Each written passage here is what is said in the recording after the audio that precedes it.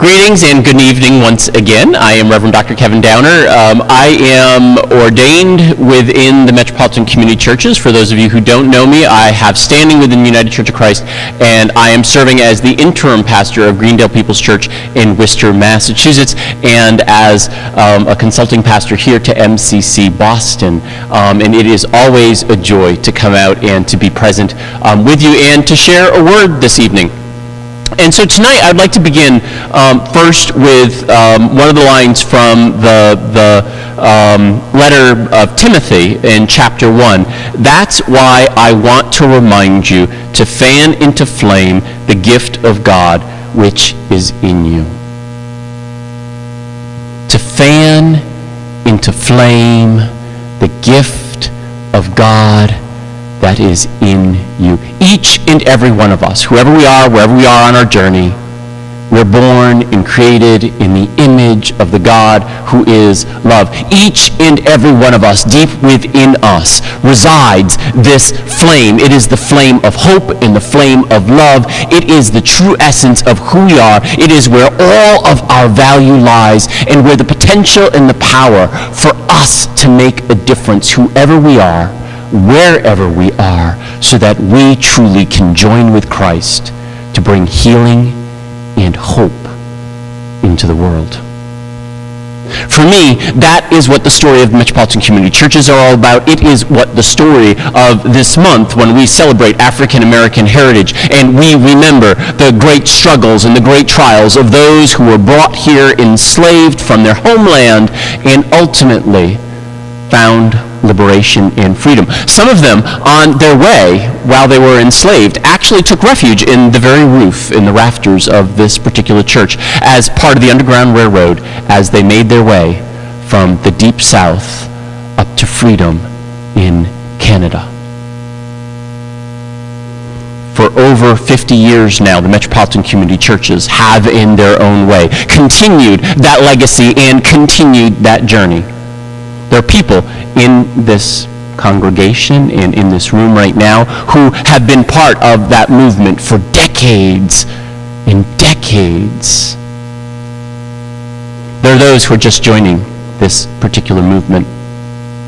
What I want to offer tonight is a voice of hope.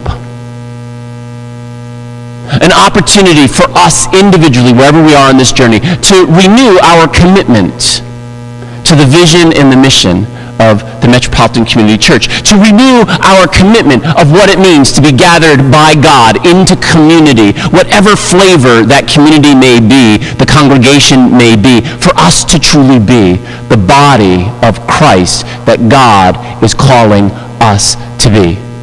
For us to revive our hope and to remember our power, that each one of us, no matter how young or how old or how distant or how dist by this society, that you have the power to make a difference in this world because of who you are and because of where you find yourself today. Our brothers and sisters from the Jewish faith, they have a celebration each year. It's called Purim. It is a celebration, a feast, a festival that celebrates God's ongoing liberating love. It is a feast that finds its way all the way back to the origins of the story of this person who we know as Esther. You see, the people of Israel, from time to time throughout history, were packed up and carried off by one invading power or another. And as luck would have it, so was what happened during Esther's generation. The people were taken off into exile. There was a king, a tyrant. His name was Xerxes. He had a wife or two or three and a number of ladies on the side. Esther's people the Jews were taken into slavery. But she, because of her beauty and her youth, she caught the king's eye. And so she found herself in the court of the king. And because of a number of circumstances, eventually Xerxes' favored wife fell out of favor, and Esther found her position in the most favored of places.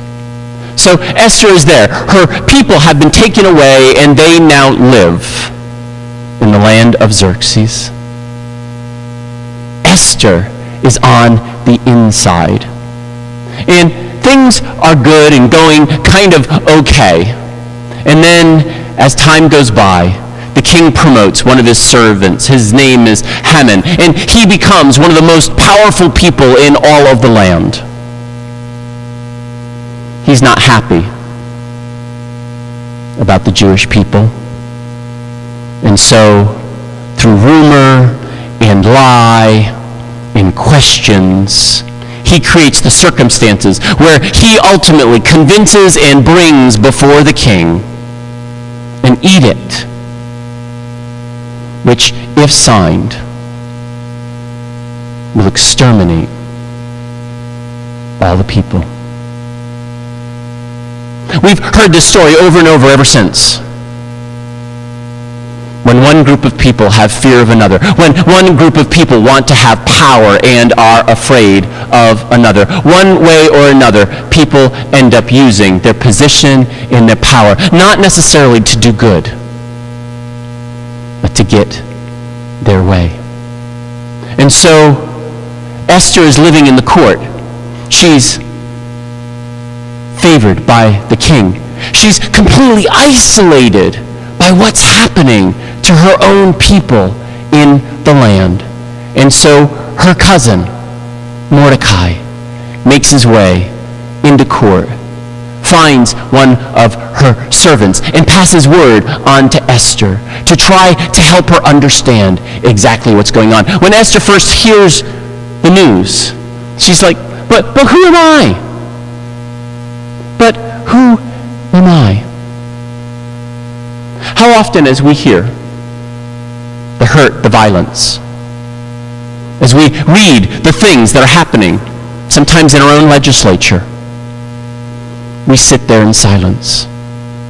We wonder, but who are we? How many times have we seen issue after issue after issue where people stand on hate and bigotry and violence because they justify it by some sort of religious belief? In this small little congregation, when do we raise our voice? But who are we? 16, 20 people, small congregation worshiping in the heart of Boston. Who are you not to be? The voice of hope, the voice of love. This is our legacy. And so Mordecai comes, and word gets to Esther. And she says, who am I? He basically says, who are you not to be?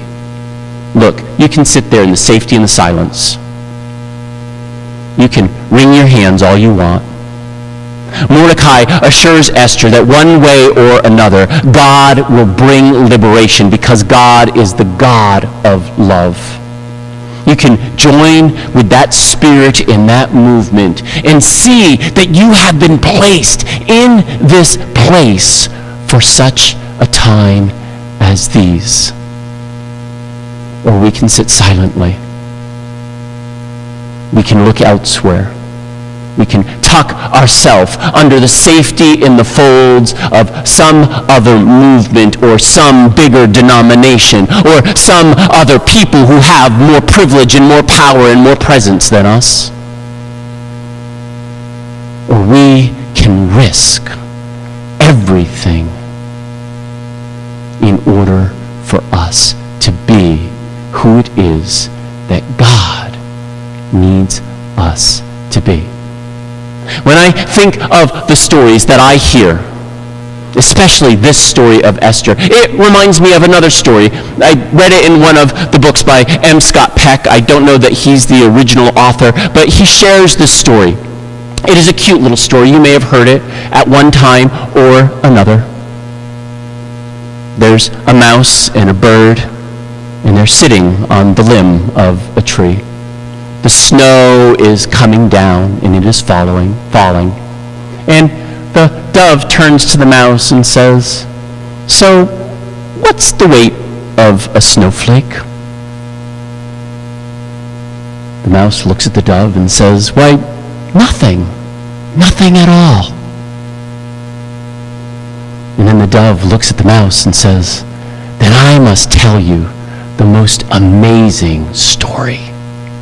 You see, I was sitting here on this limb, minding my own business, on a day just like this, and it started to snow, and I had nothing better to do, and so I started to count the snowflakes. And they weigh, as you say, nothing next to nothing at all. But you have to understand what happened that day. You see, I got all the way up to 3,100,078. And when the next snowflake fell, the branch broke under the weight of that snowflake, you see, weighing nothing next to nothing at all. And with that, the bird up and flew away. You see, for me, part of the challenge when we hear a story like Esther, when we think about maybe we are here for such a time as this, I think the greatest challenge that we have is that we look around and we think, well, who am I? I'm not the governor. I'm not a legislature. I don't sit in Congress. I don't have power. I'm not a millionaire. I'm not young. I'm not old. I'm not given power within this society. I can't do great or big things. But you see, maybe the whole point of a movement such as ours, such as MCC, it is for us to give the courage, to create the circumstance, to build the platform that each voice of hope, each message of love, each Sunday worship service is like each one of those little snowflakes that build up over time, one by one, you see. And maybe you, or maybe the next person after you, will be like that last little snowflake, who will be encouraged to be the voice of hope that breaks the chains and everything that binds us and sets a revolution of God's love free.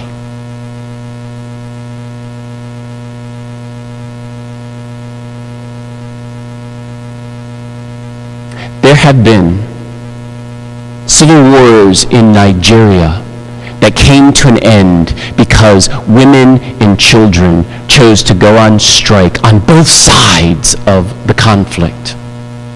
In the Philippines, when the Marcoses decided to steal power, it was women and nuns who surrounded the military and brought that country to peace. In Germany, in 1982, there was a small little congregation, a church, which every Monday evening held a little prayer service, attended at first by 10 or 12 people. They prayed for peace.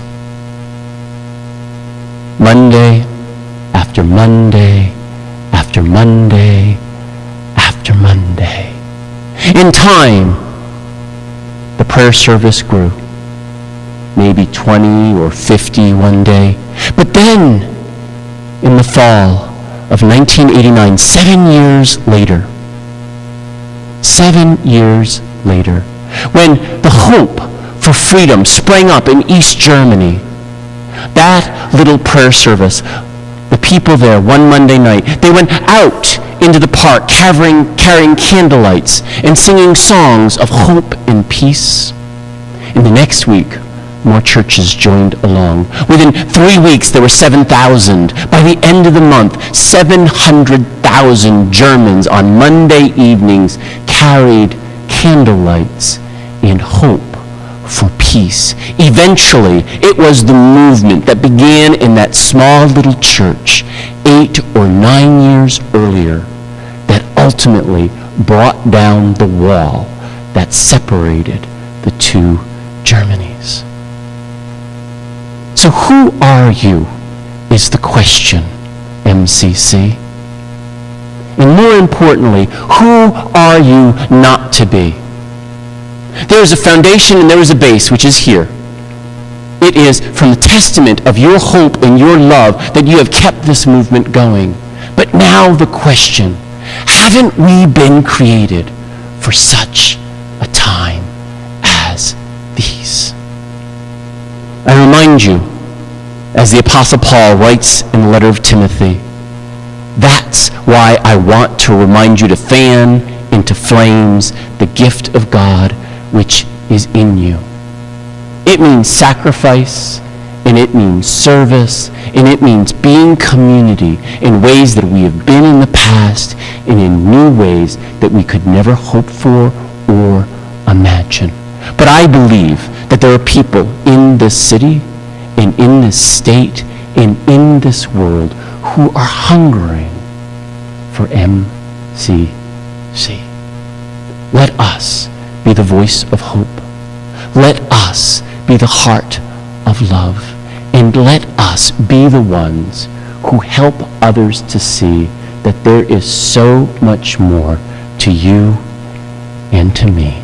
May God bless you wherever you are on this journey. Amen.